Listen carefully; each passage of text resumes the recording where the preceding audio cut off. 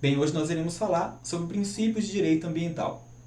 Começaremos falando sobre o princípio da dignidade da pessoa humana, aquele previsto no artigo 1º da Constituição Federal, elencado como um dos fundamentos da República Federativa do Brasil.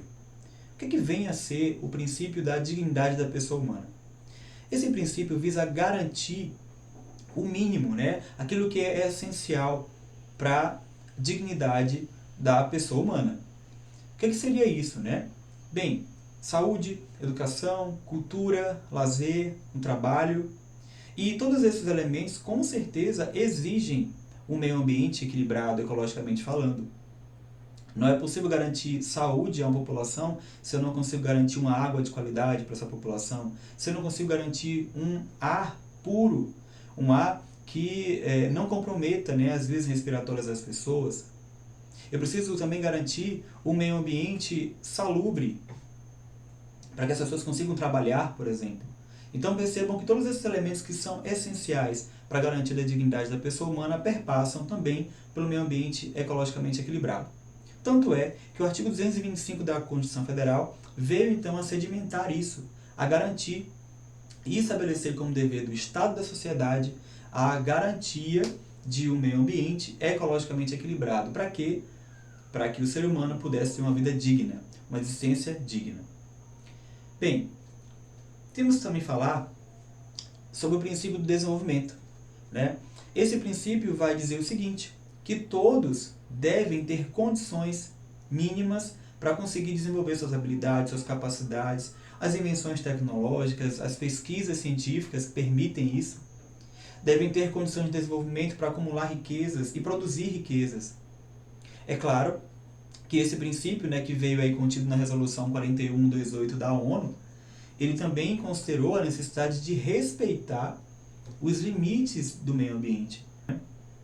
Bem, e como é que nós iríamos garantir esse respeito ao meio ambiente, esse uso, essa exploração de recursos naturais, de recursos ambientais de um modo mais amplo e, ao mesmo tempo, garantir o respeito e garantir o equilíbrio do meio ambiente? Como é que nós iríamos trabalhar isso? Bem, foi pensando nesse equilíbrio de forças que nasceu talvez o mais conhecido dos princípios, que é o princípio da sustentabilidade ou desenvolvimento sustentável. Aquele que é previsto em diversas convenções, fruto de conferências internacionais, como a Rio 92, por exemplo, e que também foi recepcionado pela nossa Constituição, também no artigo 225, que prevê justamente essa garantia de um meio ambiente ecologicamente equilibrado. Equilíbrio é a palavra que define o princípio do desenvolvimento sustentável. Então, o que prevê esse princípio?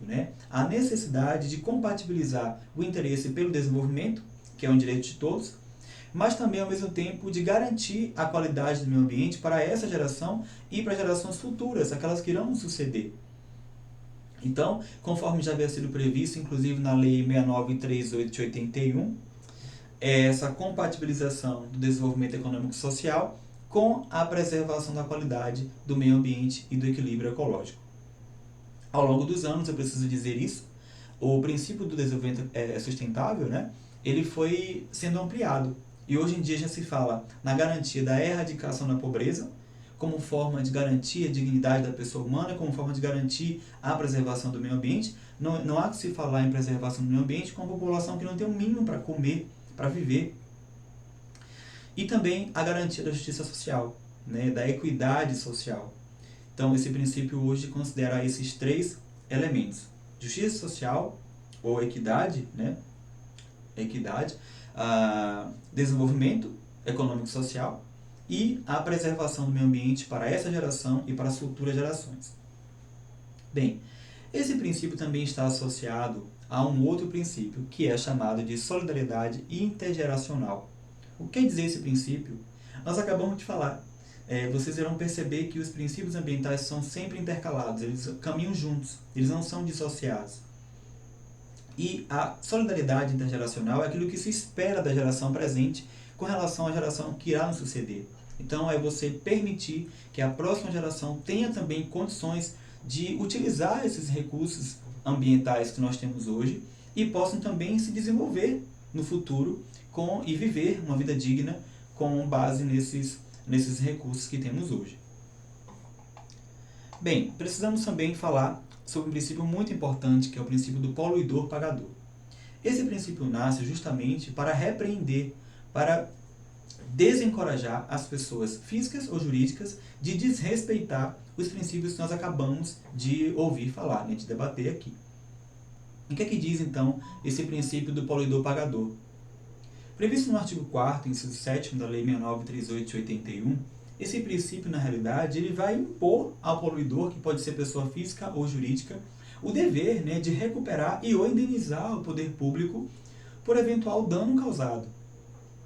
Esse princípio vai transferir, então, ao poluidor o dever de reduzir os impactos ambientais, garantindo o custeio de medidas que visem mitigar ou evitar esse dano ambiental. É bom deixar claro que não existe, por esse princípio, o direito de poluir. Pelo contrário, existe, na verdade, um desestímulo da pessoa física ou jurídica de causar algum dano ambiental. Bem, esse mesmo princípio, então, ele vai ser confirmado, vai ser ratificado pelo artigo 225 da Constituição Federal, quando, no seu parágrafo 3º, vai, então, responsabilizar o poluidor de modo, na instância, na verdade, administrativa, penal e civil, por eventual dano causado, podendo, inclusive, essa responsabilidade ser cumulativa. Bem, existe um outro princípio também previsto no artigo 4º, inciso 7º da Lei 6938, que é o princípio do usuário pagador. Por esse princípio, está prevista a contribuição pela utilização de recursos ambientais com fins econômicos. O princípio visa, então, racionalizar o uso da água, por exemplo, como nós vemos até hoje, arrecadar recursos também que serão revertidos para o meio ambiente, conscientizar as pessoas sobre o uso racional, como nós acabamos também de falar, e atuar também como medida educativa. As pessoas, infelizmente, só aprendem quando mexem no bolso. E também esse mesmo princípio vai servir para quantificar o recurso natural, visando garantir ele para as próximas gerações e evitar a sua escassez. Bem, falamos então do princípio do usuário pagador, poluidor pagador. Iremos agora falar sobre o princípio da prevenção e em seguida precaução. Esses dois princípios são muito cobrados em provas de concurso. O artigo 225 vai trazer esse princípio que estabelece o dever de prevenção dos impactos ambientais, porque os danos ambientais eles são irreparáveis e mesmo quando forem reparáveis demandam muito tempo para que possa devolver o status quo ante observado ali. Então, na verdade, o princípio da prevenção ele vai exigir da pessoa física ou jurídica a tomada de medidas que visem, então, evitar o dano. Através desse princípio, nós veremos a tentativa do Estado de obrigar as pessoas a agir de forma antecipada, diante de um risco que já é conhecido, em que já há uma evidência científica de que vai acontecer o dano, ou que existe grande probabilidade de acontecer o dano, é de encorajar as pessoas, então, a se prevenir. E como é que nós vemos isso na prática, Na prática, nós vemos isso através do estudo de impacto ambiental. Então, esse estudo de impacto ambiental, que vai gerar o relatório de impacto ambiental, ele vai ser utilizado para o poder público verificar se as medidas acautelatórias, se as medidas preventivas estão sendo tomadas. E então irão decidir se irão conceder a licença ambiental para que a pessoa física ou jurídica venha de fato praticar a atividade no meio ambiente. Bem, falamos agora sobre o princípio da prevenção e iremos falar sobre o princípio da precaução. O princípio da precaução prevê que, diante de uma incerteza científica, diante de não sabermos ao certo se vai acontecer o dano em razão daquela atividade desenvolvida, eu preciso também, assim como se eu tivesse certeza do dano, garantir medidas preventivas. Então, com evidências científicas, eu preciso garantir medidas que visem evitar o dano, que é o caso da prevenção, mas também diante de incertezas científicas, eu sou obrigado também a investir em técnicas e medidas que vão aí evitar o dano. Então, de modo mais rápido, diante de uma certeza científica, de que aquela atividade vai causar um dano, eu me submeto ao princípio da prevenção.